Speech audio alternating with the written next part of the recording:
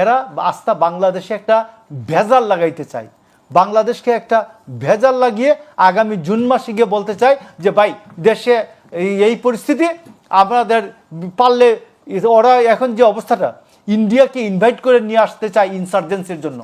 তো এইখানে ইন্ডিয়াকে আমরা প্রতিহত করতে চাই যাতে আমাদের না ইন্ডিয়াকে আমরা আক্রমণ করতে চাই, রাষ্ট্রীয় বিষয়ে ইন্ডিয়া আমাদের রাষ্ট্রীয় বিষয়ে ইন্টারফেয়ার করবে না, এটাই আমাদের প্রশ্ন। আপনি বলবেন, কনটেক্সটটা আপনি মিস আউট করছেন, একজনের পুরো কনটেক্সটটাকে বের করে দিয়ে আপনি একটা লাইন দিয়ে আপনি পুরো কনটেক্সটটাকে বের করে বলবেন, এটা ঠিক না, এটা অপসাংবাদিকতা। আপনার মত আপনি বলবেন, এটা একদমই অপসাংবাদিকতা। আমি একদমই অপোজ করলাম বিষয়টা, আমি সম্পূর্ণ স্ট্যাটাসটা পড়ে আমি সেটা আপনাকে পুরো স্ট্যাটাসটা দেওয়া হবে, একটু অপেক্ষা করেন। যে আমি বলছি আপনার সময় আপনি যা খুশি তাই বলবেন, আমি বলছি যে একটি ছকের মধ্য দিয়ে ডক্টর ইউনূস, আমাদের নাহিদ ইসলাম, আমাদের মাহফুজ এরা এগুচ্ছেন। আপনি মনে করে দেখুন তো যে নাহিদ ইসলাম যখন পদত্যাগ করলেন, নাহিদ ইসলামের ডান পাশে বসে আমাদের যে প্রেস সচিব, তিনি বললেন আগামী দিনের নেক্সট প্রাইম মিনিস্টার। তো নাহিদ ইসলামকে জুনায়েদ সাকিকে পাশে বসাই উনি বলবেন নেক্সট প্রাইম মিনিস্টার। বলুক দেখি কালকে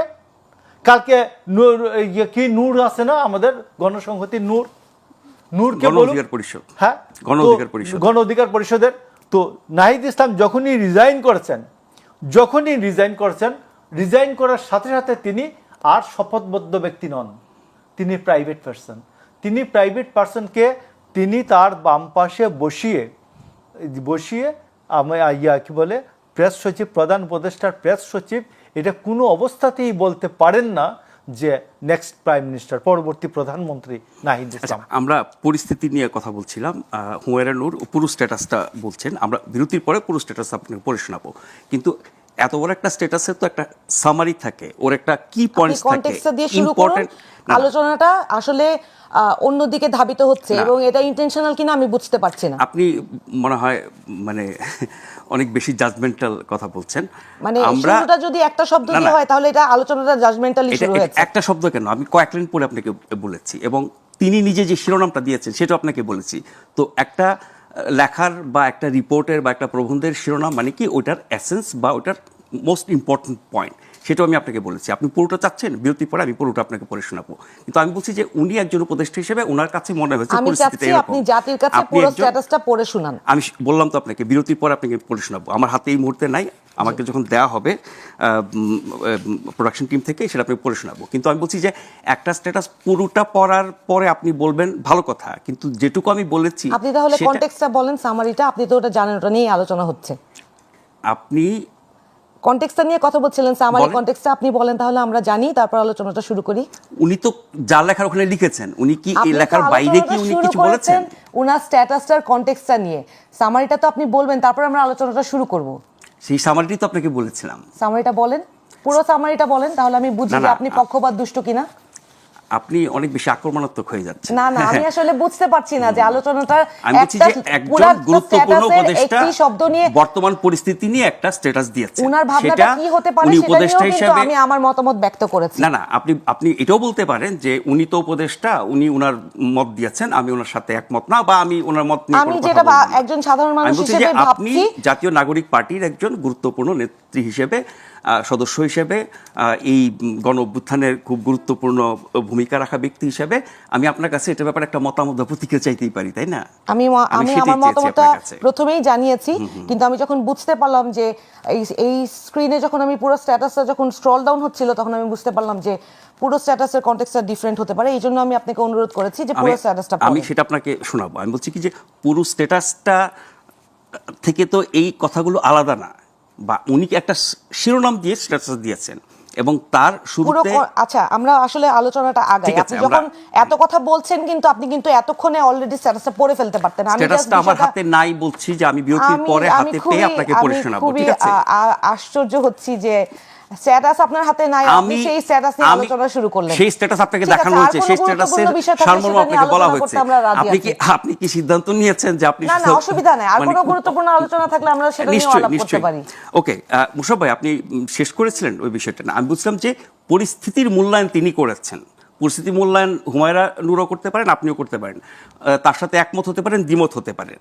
আমি সেই জায়গা থেকে শুরু করেছিলাম যে পরিস্থিতি যা চলছে এটা ঘটনা কি প্রতিনিয়ত আমরা জানছি। আমি আপনাকে বলি যে প্রথম কথা হচ্ছে যে এই সরকারের 7 মাসে যে কার্যক্রম, এই 7 মাসে কার্যক্রমের মধ্যে একমাত্র আর্থিক ক্ষেত্রে রক্তক্ষরণ বন্ধ করা ছাড়া আর কোনো কাজে তারা সফল হন নাই, এক নাম্বার। তো সেইটা আমি আপনাকে বলি যে আজকে নাহিদ ইসলাম আজকে রাজনৈতিক দল করেছেন, এসে নাহিদ ইসলাম এসে বলছেন যে দেশের অবস্থা ভালো না। তিনি 7 মাস ছিলেন, তিনি বেসিক্যালি বস্তুতপক্ষে he was deputed to deputy chief adviser, মানে চিফ অ্যাডভাইজারের পরে যত জাতীয় সমস্যা হচ্ছে সব সমস্যা উনি মোকাবেলা করেছেন। আনসার বিদ্রোহ, এইটা ওইটা সব দেখবেন যে নাহিদ ইসলামকে মোকাবেলা করেছেন, যদিও এটা তার মন্ত্রণালয় না। তো এই কারণে বলছি আজকে তিনি করলেন কি, তার কার্যক্রমের যদি একটা সহজ মূল্যায়ন করেন, একটা খোলা চোখে মূল্যায়ন করেন, আপনি দেখবেন তিনি 7 মাসের মধ্যে সকল সাংবাদিকদের অ্যাক্রিডিটেশন কার্ড গড়ে হরিবল বন্ধ বাতিল করে দিলেন। এরশাদ বাতিল করেছে, আপনি তো এরশাদের সময় তখন একেবারে তরুণ, ওটা স্যার নিরাপত্তা খাতিরে বোধহয় একটা নির্দিষ্ট সময়ের জন্য করা হয়েছিল। আপনার সময় বলবেন, মাঝখানে কথা বলবেন না, এটা আদালত না। তো সেইখানে আমি আপনাকে বলছি যে তিনি সব বন্ধ করে বাতিল করে দিলেন। এরশাদের সময় কিন্তু এটা করা হয়নি। আপনি আরও শেখ হাসিনার যে এই যে শেখ হাসিনার যে 180টা রাষ্ট্রের মধ্যে 162তে নেমে আসলো যে প্রেস ফ্রিডমের ইন্ডেক্সে, এই 7 মাসে আরও 6 ধাপ অবনতি হয়েছে, আপনি জানেন কিনা, প্রেস ইন্ডেক্সে, প্রেস ফ্রিডম ইন্ডেক্সে।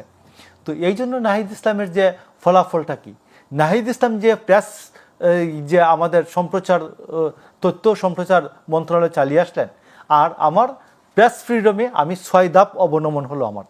তো সেই কারণে আমি আপনি বলছি যে আজকে এই সরকার সমস্ত কিছুকে একটা যুদ্ধ অবস্থা আছে, এটার মধ্যে দিয়ে মোকাবেলা করতে চাই, এ পার হয়ে যেতে চাই। যুদ্ধ বলছেন মানে কার সাথে কার যুদ্ধ? ছায়ার সাথে যুদ্ধ। কেউ আমি আপনাকে বলছি যে আমি কেন বলবো ইন্ডিয়াকে আমি প্রতিরোধ করব? ইন্ডিয়া আমাকে আক্রমণ করছে, আমি ইন্ডিয়া আমার দেশের শত্রুকে আশ্রয় দিয়েছে, আমাকে আক্রমণ করছে, আমি প্রতিরোধ করব। আজকে আপনি যদি 2 দিনের রিপোর্টও দেখেন, ইন্ডিয়া বাংলাদেশে কয়জন মানুষকে আশ্রয় দিয়েছে, যে যারা এই জুলাই ম্যাসাকারের সহযোগী, তাদের কয়জনকে ইন্ডিয়া আশ্রয় দিয়েছে এবং ওখান থেকে বসে ষড়যন্ত্র পরিচালনা করছে, এটা আসলে খোলা চোখে দেখার বিষয়। সরকার তো সমালোচনার ঊর্ধ্বে নয়, আমাদেরকে ভুল বোঝার কোনো সুযোগ নেই। আমি জাতীয় নাগরিক পার্টিকে রিপ্রেজেন্ট করছি, আমিও তো সরকারকে প্রশ্ন করছি। আমার দলের নেতা নাহিদ ইসলাম গতকালও বলেছেন যে আপনারা সংস্কার এবং বিচার বিষয়ে একটা রোড ম্যাপ দেন, নির্বাচন প্রশ্নে আমরাই সহযোগিতা করব। আমরাও তো চাই নির্বাচন হোক, কেন আপনারা এই প্রশ্নটাকে একটা ঘুরিয়ে নতুন মোড়কে নিয়ে আসছেন? গতকাল তো আমি দেখলাম যে আপনাদের দলের নেতারাও একই কথা বলছে যে এখানে পার্শ্ববর্তী দেশের কোনো ষড়যন্ত্র আছে কিনা তা খতিয়ে দেখার বিষয় আছে, এবং বাংলাদেশের যে অরাজকতা বিরাজ করছে এটা নিয়ে কথা বলেন। এইটা যে কোনো কুরাজনীতি এবং কেউ ষড়যন্ত্র করছে, শেখ হাসিনাকে যে পালিয়ে গেল 45 মিনিটের মধ্যে, সে কি তার দোসরদেরকে নিয়ে গিয়েছে সাথে? তারা কি করছে? তারা এই বিশৃঙ্খলা সৃষ্টি করার জন্য তারা কাজ করছে না? আপনারা যে কতক্ষণ পর ওহি নাজিল হয় ফেসবুকে বা বিভিন্ন সোশ্যাল মিডিয়াতে, তো এগুলো শোনা যায়, এগুলো শোনেন না? সাবধান থাকতে হবে না? আপনি কি সাবধান না থাকাটাকে সচেতনতা এবং বুদ্ধিমানের কাজ বলে মনে করেন? আমি তো মনে করি না। আমি তো মনে করি একজন সচেতন নাগরিক হিসেবে সাবধান থাকাটাই জরুরি। হ্যাঁ, এটা সত্যি যে একজন রাষ্ট্রের একজন কর্তা ব্যক্তি হিসেবে সচেতনভাবে ব্যক্তিগত প্রোফাইলে বা ফেসবুকে যেখানেই হোক, ব্যক্তিগতভাবে উনি যদি কোনো স্টেটমেন্ট দেন সেটা সচেতনভাবে দেওয়া উচিত। সেই বিষয়ে আমিও একমত, আমি দ্বিমত পোষণ করছি না। কিন্তু রাষ্ট্রের প্রশ্নে বিএনপি থেকে উনি এসছেন, মোশাররফ সাহেব, উনি যেটা বলছেন, উনাদের দল থেকে যেটা বলছে, আমরাও কিন্তু একই কথা বলছি। দেশের স্বার্থের প্রশ্নে কোনো অনৈক্যের কোনো সুযোগ নেই। দেশের স্বার্থ রক্ষার প্রশ্নে সবাইকে এক হয়ে কাজ করতেই হবে। এই বিষয়ে সেই ঐক্য কি এখন আছে? সেই ঐক্যটা নষ্ট করার যারা চেষ্টা করছে তাদেরকে প্রতিহত করার দায়িত্বটা কিন্তু আমাদের সবার। শুধু আমি একটা দল থেকে এসেছি, আমার একার না, উনারও দায়িত্ব আছে এবং উনাদের প্রতিহত কিন্তু আমি দেখলাম গতকালও একই নির্দেশনা এসছে। মানে ঐক্যটা কারা নষ্ট করছে? এটা আপনারা খতিয়ে দেখেন, উনারাও তো একইভাবে ব্যাগলি বলছে যে একটা অপশক্তির চেষ্টায় এই ঐক্যটা নষ্ট হচ্ছে, দেশের আইন শৃঙ্খলা পরিস্থিতিটা নষ্ট হচ্ছে। এই অপশক্তিকে কেন প্রতিহত করার জন্য সব জায়গা থেকে আওয়াজ উঠছে না? কেন এখনো আওয়ামী লীগ নিষিদ্ধের জন্য সর্বসমস্বরে এক শব্দে সবাই বলছে না যে যারা এই স্বৈরাচারী সরকার এবং যারা এভাবে মানুষকে হত্যা করলো তাদেরকে নিষিদ্ধ করা হোক, তাদের বিচার নিশ্চিত করা হোক? এই প্রশ্নটাই তো সবার আগে সমস্যারে উচ্চারিত হওয়া উচিত।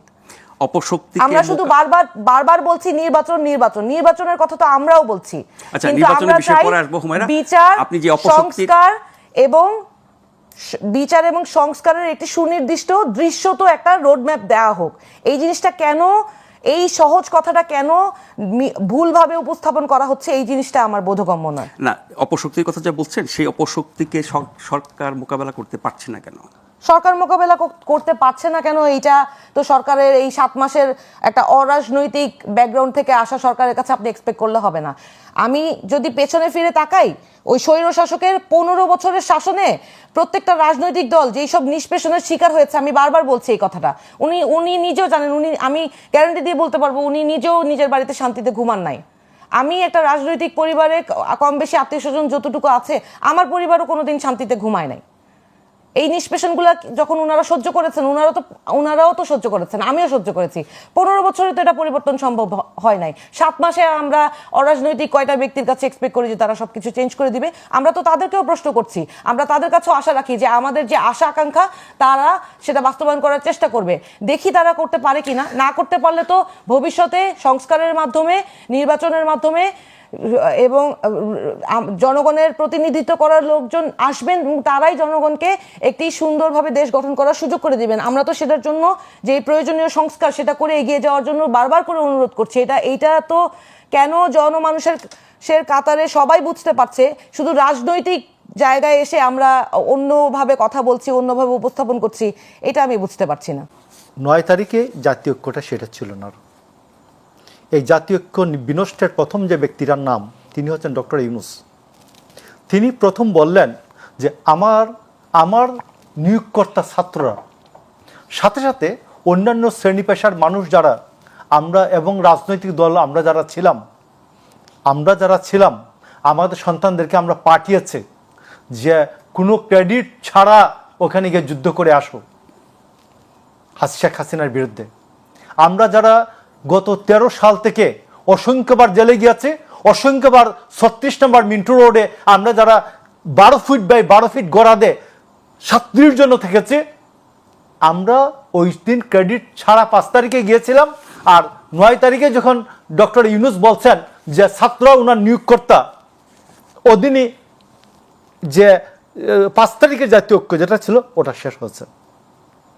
তারপরে উনি গিয়ে যখন আরো বলছেন, আমেরিকায় গিয়ে বলছেন যে ইট ওয়াজ মেটিকুলাসলি ডিজাইনড এ মুভমেন্ট, তখন আরো ভেঙেছে। আর এরপরে আরো ভেঙেছে কোথায়? তিনি যখন নাহিদের পদত্যাগপত্র গ্রহণ করেছেন, করে হাক করেছেন এবং তার সফলতা কামনা করেছেন।